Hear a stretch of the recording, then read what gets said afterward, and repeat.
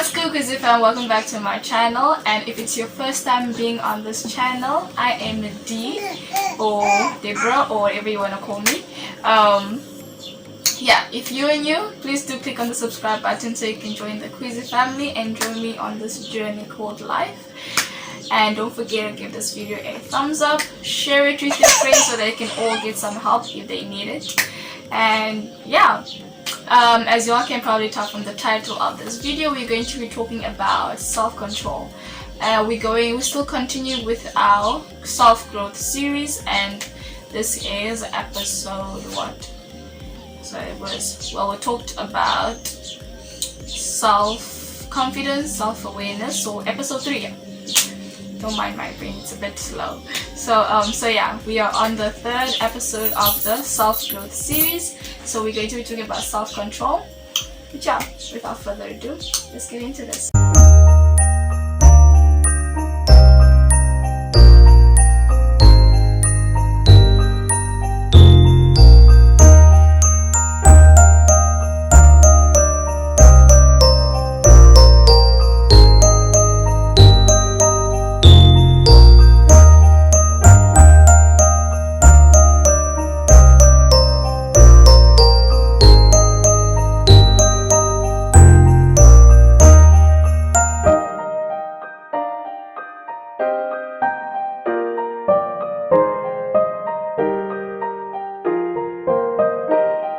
So self-control is basically the act, the act of resisting our urges, our desires, our impulses. So things that you want like right now or impulsively, being able to resist those is what is called self-control. So being able to control your behavior or how you react to certain things is called self-control. So yeah. And in the Bible, self-control is listed as one of the fruits of the Holy Spirit, which means that Christ is within us. And it goes on further to say that if we let our desires and impulsiveness like control our lives, our bodies, our lives can quickly spin out of control, and like you want to be able to have your life under control, as in you are the one who decides what will happen. Well, we can't really control the future, but you get the full picture, like being able to control what is controllable instead of just letting everything happen according to, I don't know, fate, woe, or whatever the case may be. I don't know what you believe in, but yeah. So the Bible is advising us to not allow our desires to take over our minds and to control us. Rather, we should be the ones controlling our emotions, our desires, and etc. etc. So the Bible tells us in Proverbs 25 verse 28 that a man without self-control is like a city broken into and left without walls. So what that means, it's like in terms of self-control, well, it is about self-control. What it's trying to tell us is that when you don't have self-control, anything that can just come and ruin whatever plans you have, like you were trying to achieve A, but because B suddenly popped up, it is completely derailed you, like, and B was supposed to be something so insignificant that's not supposed to affect you, but for some reason, because you are lacking in self-control, you end up like being derailed or delayed or even completely misdirected from where you were trying to go because you were not able to control yourself. Things like, say for example, you're on a diet and you've told yourself like, I'm going to be on a strict diet for just 3 days, and your sister pops up, didn't know that you were on a diet, pops up with some cake, some yummy cake, and instead of you being able to resist that and telling her, no, I'm on a diet, if you could please not eat it in my presence or something, like temptation away from you, you then go, and when she offers, you say yes, and you go and you eat, and your whole diet is ruined, and well, you might have to start from scratch again day 1. Even if you're on day 3 now, you've ruined your whole diet or whatever the case may be. So things like that. Same, you can apply this scenario to anything. So basically, when something just pops up, like you were planning on achieving A, but because something popped up, it completely misdirected you, or delayed your whole process, or had even made you restart. Like things like that is what the life. What's that? That's the ooh, that is the consequence. The consequence. Oh Jesus, I feel like I'm saying it wrong. That is the consequence of what's this? Not having, or having a lack of self-control. Cool. Okay, so for me, I feel like the first step to being having self-control, or good self-control, is being self-aware. Because you'll find that sometimes we continue with life not knowing that we've got certain desires, certain cravings, without even knowing them. Because these are the things that always derail us, and sometimes we're not even aware of the things that are always distracting us from our goals, the thing that's causing us to procrastinate. So being self-aware is a really key point, which is something we mentioned yesterday. So please do go and watch that video if you haven't already, and then come back to this one. So being self-aware, know what derails you, know what your cravings are, know what your impulses are. Being able to know all of that will kind of like help you get like a map of what you need to fix in order for you to develop self-control. Because you can't just get rid of your desires. You need to know what they are, so you know how to avoid them or how to get rid of them. Because if you don't know what they are, it's like walking blindly. Like, what you doing? It's like the blind leading the blind. What? Yeah, something like that. So yeah, and like, because some of us, like, we're working on autopilot. Like, we are like, for example, smokers.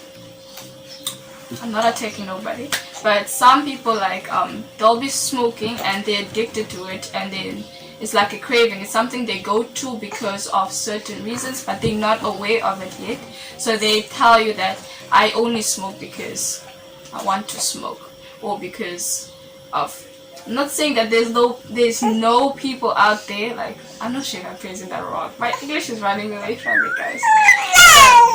Bobby, what's wrong?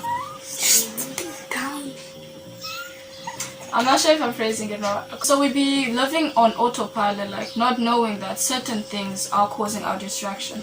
Like, you think that you only do it just in J. There's no like real reason behind it. Not to say that there are no people who smoke just for the sake of smoking, but that you'll find that there are those who think they are smoking just for the sake of smoking, whereas there's a hidden reasoning behind it. Another point is having willingness to just let your craving. There's like the second point is a willingness to just let your cravings stick. Like, this is something I recently learned about. It's by got the idea from Jonathan Brick. So I got the it's one of Jonathan Brick's, I don't know what to call them, a theory or idea, but basically what he talks about is just being showing willingness. Okay, I'm gonna explain that. It doesn't make sense right now. Showing willingness. So basically, our desires, our cravings, our impulses will always come and go.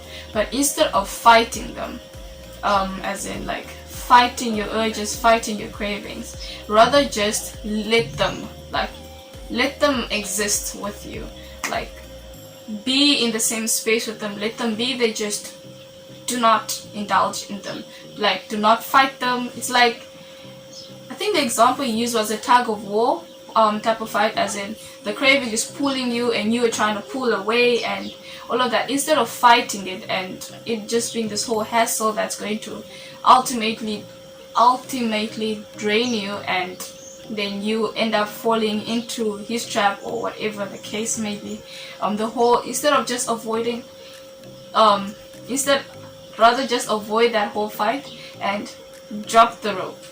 Let the craving be there and you be here, and you'll find that more often than not that the craving isn't that deep. Like, yeah, it's just a craving. You don't need to indulge in it. You can actually avoid it without really overthink. Because like, we tend to overthink this thing, being like, I really cannot eat that cake because it's gonna ruin. Like, you're overthinking it, you're fighting your craving. But just let it exist, let that cake be there. Like, you can smell it, yes, but just tell yourself, I'm not gonna eat it. I see you there, but I'm just not gonna eat you. I'm gonna eat you when I'm done with my diet. In fact, I will, what is this? What do you call them? I'll reward myself with that cake after I'm done with your diet. That kind of like sets you straight, like you still continue with your goal instead of being derailed, instead of being delayed, and you reward yourself, like you have something to look forward to also. Like, that's also self-motivation. So basically, so in conclusion, what he was trying to say is the secret to having self-control is to give up control. Like, stop trying to control your cravings, like, because like you cannot control your cravings. It's impossible, because these are your cravings, these are your desires. Like, they most likely also subconsciously exist, so it's not something that you access easily or willingly.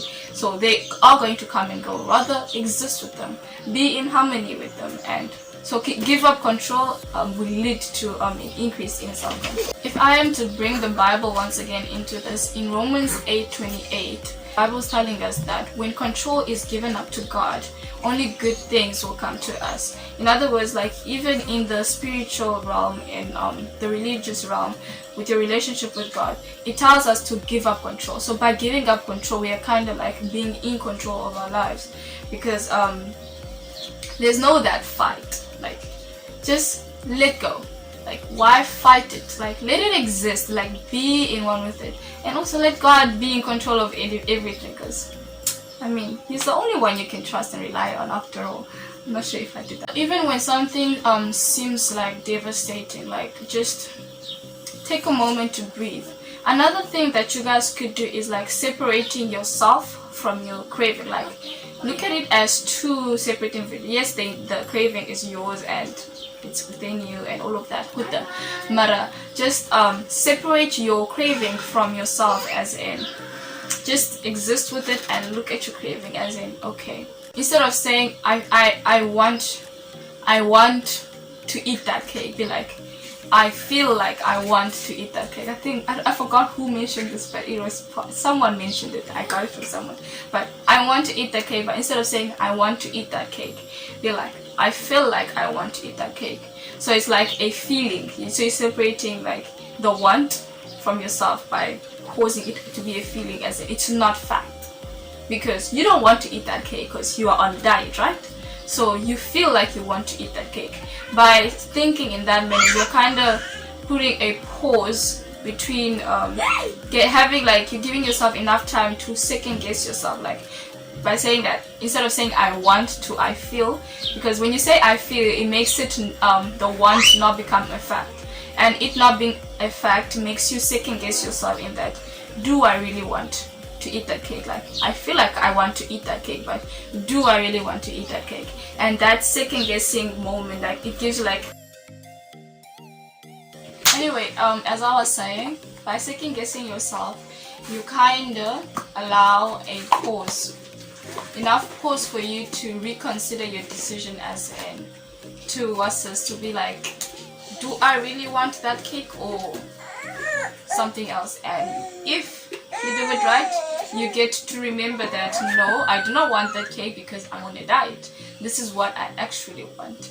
This is just a craving. And like, it gives you enough time to be able to change your decision as in what do you actually want, regardless of what you think you want. Cool. Yeah, I really hope you guys found this video helpful and that you enjoyed them. You enjoyed it. I know I rambled a lot in this video. I am tired. It's been a long day.